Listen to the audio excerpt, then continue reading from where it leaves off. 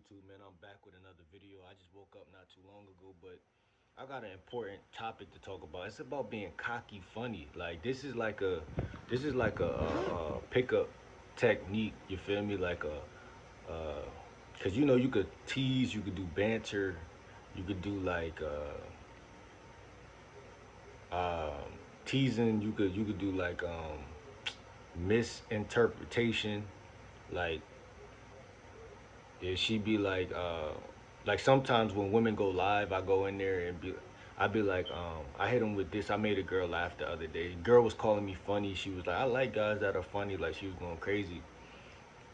I think I'm naturally funny, bro, organically, cause me and my bros, we just grew up. Everything was funny where I grew up at. We just joked all the time, like, and it was never not that, like, so like, and as a kid too, like me and my cousin, it's a girl, like we used to just chill and just everything was funny, bro. Like even in I think I stayed back in like kindergarten, like or something. People be like, bro, how you stay back in kindergarten? Bro, me and my cousin used to just burst out laughing, bro, in the middle of class, just laughing like two wild ass crooks. Like we just couldn't stop. Like I would have, did something too as the teacher because it was an uncontrollable. She was funny, bro, and I don't know why. I never met a woman that was funny. But at that young age, that's the one. Like my cousin, she was really funny. I don't know how or why, but shit was funny, bro. So I kept that with me, and even as I grew up with my friends, I would tell them like, "Yo, me and my cousin used to just laugh at everything." You feel me? Like everything, and that might be one of my powers, to be honest, as far as pickup. I just don't use it. You feel me? And and this is why I just turned the camera on because I was just saying to myself, I'm like, bro, the reason why most women think y'all clowns is because you're not being yourself. Like, there's nobody on the face of the earth that's being a self that a woman would call a clown. Maybe another guy might hate and throw that shade, but women won't do that. And what's funny is that it's a lot of power in being who you really are and knowing yourself. Because as I was writing notes about being cocky funny, and I was like, bro, I'm trying to put the words together and describe it myself. Because I don't like to take other people, I like to use their definitions, but I also like to take it into my own hands so I could travel across that bridge. Because that's how you do it. You take what they tell you, the people who, created it or whatever, you take what you tell yourself about it, and then you forge it to create a chemistry so you can have that, you can have range with what you're doing. So, like I said, I already was using misinterpretation and I made some lines from misinterpretation. So, I'll go into a chick live. I might even do it tonight. I go into her live and I'll start to talk to her a little bit. But then I'll hit her with this line. I'll be like, yo, you must have knew I was coming. How good you looking. You see what I'm saying? So I'll be like, you must have knew I was coming tonight. How good you looking? And then I got a couple follow-ups for that, right? So I'll be like, she'll typically laugh or be like, what? Or be like, I didn't know you was coming, but da da da da. But it's a good move, right? It's joking. It's cool. But then my follow-up line would be, um, uh, you must have knew I was coming. How good you looking? And then I'd be like, let me find out you got superpowers and you could read minds or something like that. I'll say something like that. Because what am I doing? I'm reinforcing the joke. Like I'm reinforcing the joke. And this is a good method a lot of y'all could use because yo, it's gonna make you have more confidence because everything you say not gonna stick and everything you say sometimes the chick she ain't even pick up on what you was misinterpreting. She might just think that you just a random guy, but when you reinforce it and be like, yo, let me find out you got superpower. So you sticking with your narrative, you sticking with your story that she or I'll tell a girl this, I'll be like, yo, I say, how long you been in the mirror today, trying to look pretty because you knew I was coming, or I'd be like, yo, I'd be like, I'll just paint the picture like she was in the mirror for like an hour long, doing her makeup or whatever, doing just because she knew I was gonna arrive, like, and it could be my first time in her live, it could be my second time, whatever, and I'd be like, yo, you must have knew I was coming today. You feel me? How good you looking? You know what I'm saying? And that's cocky funny because I'm assuming, and it's a joke, but it's not a joke. You see what I'm saying? It's like that's what I thrive at. Like things misconception. Like you don't know whether I'm telling you the real or the fake, but you don't care because your emotions are too. You already like. You like the fact that I'm even paying you attention and that I'm coming at you like that. Most guys are just talking randomly, just talking to you like they just talking about stupid shit. Like what you eat today. Like yeah, like I was with my friend Josh and uh, like stupid shit like that. And I'm coming in extra cocky and just, throwing her off. And she like, damn. And I think it was a mystery I was listening to lately. He said attraction could be described as keeping somebody off balance. Whoever could keep the other person off balance.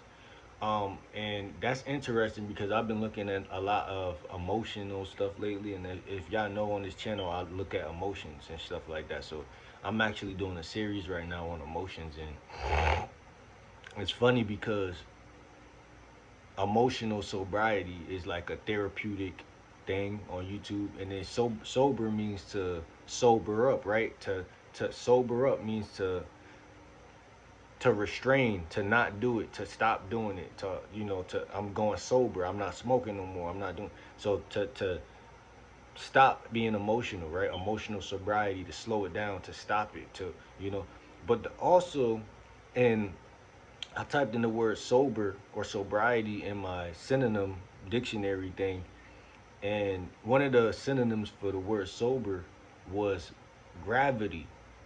So I'm like, okay, how does gravity equal sober? So emotional gravity. So gravity. So a lot of people think that attraction, and I had to do the math. I'm like, okay, so it was some girls in my life that was attracted to me for just because they was attracted to me. So we got to start to separate, fellas. Who's really attracted to you versus who is under gravitational pull? Like everybody who come in your life, they don't really like you, bro. They just around you because the gravity is pulling them near you. And you got to be wise enough, and you got to listen to me because I'm spilling this shit right here. It's gravity that pull a lot of people close to you. It's not really love. It's not attraction. It's not none of that. So this is a real wise guy. Y'all listen to me. You see what I'm saying? Like I ain't gonna lie to y'all. I put two and two together on a lot of stuff. So like I look back at my track record and be like, bro, a lot of them girls you was messing with, bro, they thought you was cute and they thought you was like funny. I was a little cocky back then. So then technically they probably ain't really like me. You see what I'm saying? They just fell in love with the image. They fell in love with the sauce. Like they fell in love with the game. They fell in love with the glitz and the glamour type shit. I was fly too. I used to dress up. They fell in love with those things. That's why you ever notice, fellas, you get treated like shit when you're not doing what you're not on point, or people try to like belittle you, or they try to treat you different. It's because they never really fucked with you. And that's what I'm saying. Like there's a you inside of you that's deeper than what the world see, and that's why you got to reinvent yourself, reinvent your life, and cut a lot of people off. So there's a couple people who are cocky funny. um, James Bond, Clark Gable, David Letterman, Howard Stern. These people are cocky and funny. They always got you saying like, yo, like they're a wise ass, but it's funny. Like, what can you do? And that's how you want to be with women. You want to have them in a place where they can't really. I don't know. I think I naturally do this. Like I said, I naturally, and I study therapy. So like, what I found is that, bro, you're naturally a monster when you get out your feelings, and when you're in a big thing that people don't point out about being cocky funny is what makes you cocky funny is when people can't feel you, like you're in your masculine, or you're cold, or you're stoic. Like people like that difference when they're emotional but you're not. You're not emotion. I'm not emotional about nothing. Like I'm not feeling how you're feeling. And because I'm not feeling how you're feeling, that breaks you. It makes you want to laugh or feel some type of emotional shit. And a lot of people, that's the battle nowadays. A lot of people want you to be in your feelings and they want to be walking around like they not. So it's a battle. But look, it's a frame battle. And then you say the word frame, I don't use it too much, but you know, it makes sense because either you're gonna be in this picture frame or they're gonna be in that picture frame. But uh who's impacting who, right? Who's impacting who? Who's impacting who? And one thing I could honestly say is that, man, as men, as young men, we should not be impacted by nobody. Like, we should not be impacted by nobody. Like, um, we should be doing all the impacting. And the only way you could confidently do this, fellas, because there's a lot of people who gonna try to these do these techniques and it's not gonna work or it's gonna make their life worse because they're not living in their truth. Like, you're not. This is why first thing I brought up was me as a child with my cousin because I was a child. I was pure. I was at my best. You see what I'm saying? So even though we were using our laughter in a time where it was a bad time to be using it, it was at its peak creativity. You know, anything was funny. Everything was funny. And I guarantee you, if you make it a mission to the next girl you chill with to make everything funny, you're going to get that girl to like you. Because when it comes to funny, there's a long range. Just know where you can go. Like, one time I had this girl in my bed and I think I went to go grab a condom or something. But the way I hopped up out the bed, it was just funny. And she started laughing. I was like, "What you laughing at?" She was like, "You funny." And she let me beat those. You see what I'm saying? She let me beat those because she was like, "Bruh." If she was before that, she was really saying, "I don't know, I don't know." But when I got out the bed like that, like I got up like it was urgent, basically. Like it was urgent that I get that, so I could beat those. You see what I'm saying? And she seen that as like, she probably seen it as charming and funny and like I'll be a fool. I'm already in his bed, like you know what I'm saying, like. But still, like you see how she was in my bed, still saying I don't know. You're in my bed, telling me you don't know. But it took for her to see like he's harmless. Like he's a clown. Like he's funny. He's just playing. Like not a clown in a negative way, but you know, live a little type shit. Like he's not he's not like trying to hurt you. He's just a fool. Like and yeah, what's what you don't want to be, fellas. Like that's why I said people like James Bond and Howard Stern. These are grown men.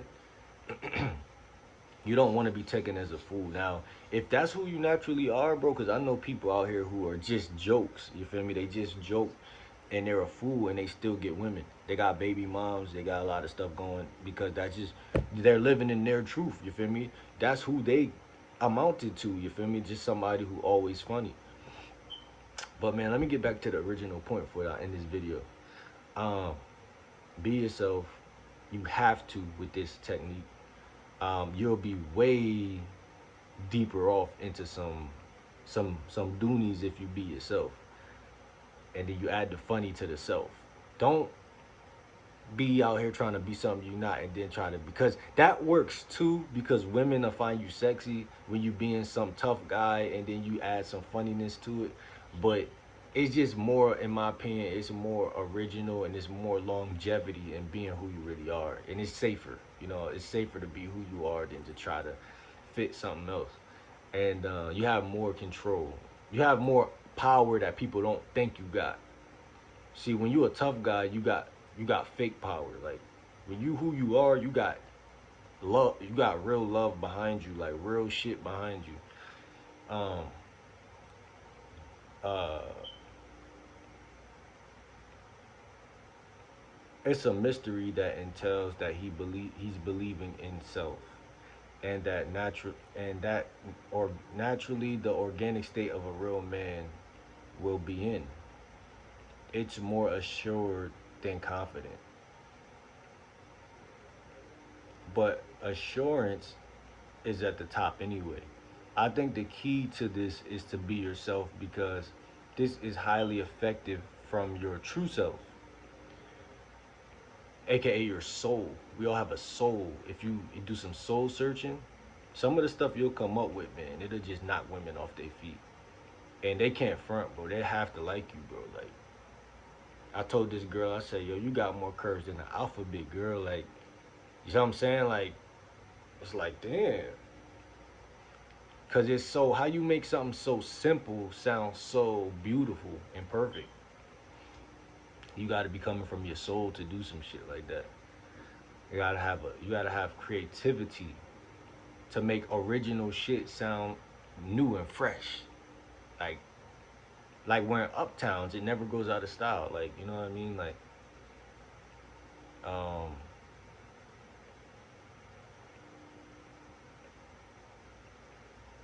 so you're kind of transferring that feeling to her at the same time too. Because a lot of women feel insecurity all day. They question themselves. So when they come across somebody, you're a breath of fresh air. You're a breath. I had women tell me that before. You're a breath of fresh air because I was not getting in my emotions at no cost. The whole interaction, I'm just like, yo, excuse me, how you doing? Like, you know, I'm kicking game, but I'm not feeling what she feeling. Y'all be feeling what she feeling before y'all running. She be more happy than y'all. It's combining cockiness and arrogance with humor.